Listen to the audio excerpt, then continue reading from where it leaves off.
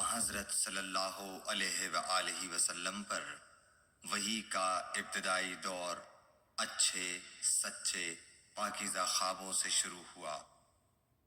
آپ خواب میں جو کچھ دیکھتے وہ صبح کی روشنی کی طرح صحیح اور سچا ثابت ہوتا۔ پھر من جانب قدرت آپ تنہائی پسند ہو گئے اور آپ نے غار حرا میں خلوت نشینی اختیار فرمائی اور کئی دن اور رات وہاں مسلسل عبادت اور یاد الہی و ذکر میں مشغول رہنے لگے۔ جب تک گھر آنے کو دل نہ چاہتا توشہ ہمراہ لیے ہوئے وہاں رہتے۔ توشہ ختم ہونے پر ہی اہلیہ محترمہ حضرت خدیجہ رضی اللہ تعالی عنہا کے پاس تشریف لاتے اور کچھ توشہ ہمراہ لے کر پھر وہاں جا کر خلوت گزین ہو جاتے۔ یہی طریقہ جاری رہا یہاں تک کہ آپ پر حق منکشف ہو گیا اور آپ غار حرا ہی میں قیام پذیر تھے کہ اچانک حضرت جبرائیل علیہ السلام آپ کے پاس حاضر ہوئے اور کہنے لگے کہ اے محمد پڑھو۔ آپ فرماتے ہیں کہ میں نے کہا کہ میں پڑھنا نہیں جانتا۔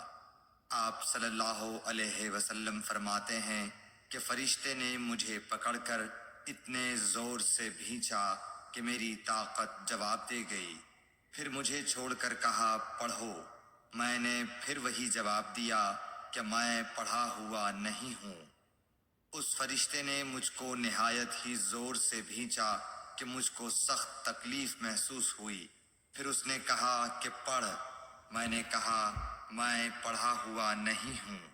فرشتے نے تیسری بار مجھ کو پکڑا اور تیسری مرتبہ پھر مجھ کو بھینچا، پھر مجھے چھوڑ دیا اور کہنے لگا کہ پڑھو اپنے رب کے نام کی مدد سے جس نے پیدا کیا اور انسان کو خون کی پھٹکی سے بنایا۔ پڑھو اور آپ کا رب بہت ہی مہربانیاں کرنے والا ہے۔ بس یہی آیتیں آپ حضرت جبرائیل علیہ السلام سے سن کر اس حال میں غار حرا سے واپس ہوئے کہ آپ کا دل اس انوکھے واقعے سے کانپ رہا تھا۔ آپ حضرت خدیجہ کے ہاں تشریف لائے اور فرمایا کہ مجھے کمبل اوڑھا دو، مجھے کمبل اوڑھا دو۔ لوگوں نے آپ کو کمبل اوڑھا دیا۔ جب آپ کا ڈر جاتا رہا تو آپ نے اپنی زوجہ محترمہ حضرت خدیجہ رضی اللہ تعالی عنہا کو تفصیل کے ساتھ یہ واقعہ سنایا اور فرمانے لگے کہ مجھ کو اب اپنی جان کا خوف ہو گیا ہے۔ آپ کی اہلیہ محترمہ حضرت خدیجہ رضی اللہ تعالی عنہا نے آپ کی ڈھارس بندھائی اور کہا کہ آپ کا خیال صحیح نہیں ہے۔ اللہ کی قسم آپ کو اللہ کبھی رسوا نہیں کرے گا۔ آپ تو اخلاق فاضلہ کے مالک ہیں۔ آپ تو کنبہ پرور ہیں، بے کسوں کا بوجھ اپنے سر پر رکھتے ہیں، مفلسوں کے لیے آپ کماتے ہیں، مہمان نوازی میں آپ بے مثال ہیں اور مشکل وقت میں آپ امر حق کا ساتھ دیتے ہیں۔ ایسے اوصاف حسنہ والا انسان یوں بے وقت ذلت و خواری کی موت نہیں پا سکتا۔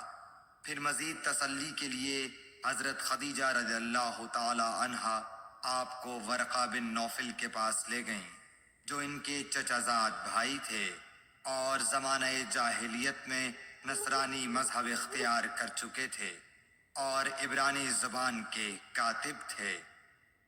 چنانچہ انجیل کو بھی حسب منشائے خداوندی عبرانی زبان میں لکھا کرتے تھے۔ انجیل سریانی زبان میں نازل ہوئی تھی، پھر اس کا ترجمہ عبرانی زبان میں ہوا۔ ورقہ اسی کو لکھتے تھے۔ وہ بہت بوڑھے ہو گئے تھے، یہاں تک کہ ان کی بینائی بھی رخصت ہو چکی تھی۔ حضرت خدیجہ رضی اللہ تعالی عنہا نے ان کے سامنے آپ کے حالات بیان کیے اور کہا کہ اے چچا زاد بھائی، اپنے بھتیجے محمد صلی اللہ علیہ وسلم کی زبانی ذرا ان کی کیفیت سن لیجئے۔ وہ بولے کہ بھتیجے آپ نے جو کچھ دیکھا ہے اس کی تفصیل سناؤ۔ چنانچہ آپ صلی اللہ علیہ وآلہ وسلم نے از اول تا آخر پورا واقعہ سنایا، جسے سن کر ورقہ بے اختیار ہو کر بول اٹھے کہ یہ تو وہی ناموس معزز رازدان فرشتہ ہے جسے اللہ نے حضرت موسیٰ علیہ السلام پر وحی دے کر بھیجا تھا۔ کاش میں آپ کے اس عہد نبوت کے شروع ہونے پر جوان عمر ہوتا، کاش میں اس وقت تک زندہ رہتا جب کہ آپ کی قوم آپ کو اس شہر سے نکال دے گی۔ رسول کریم صلی اللہ علیہ وآلہ وسلم نے یہ سن کر تعجب سے پوچھا کہ کیا وہ لوگ مجھ کو نکال دیں گے، حالانکہ میں تو ان میں صادق و امین و مقبول ہوں؟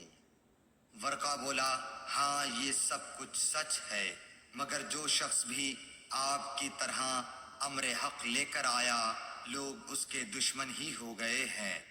اگر مجھے آپ کی نبوت کا وہ زمانہ مل جائے تو میں آپ کی پوری مدد کروں گا، مگر ورقہ کچھ دنوں کے بعد انتقال کر گئے، پھر کچھ عرصے تک وحی کی آمد موقوف رہی۔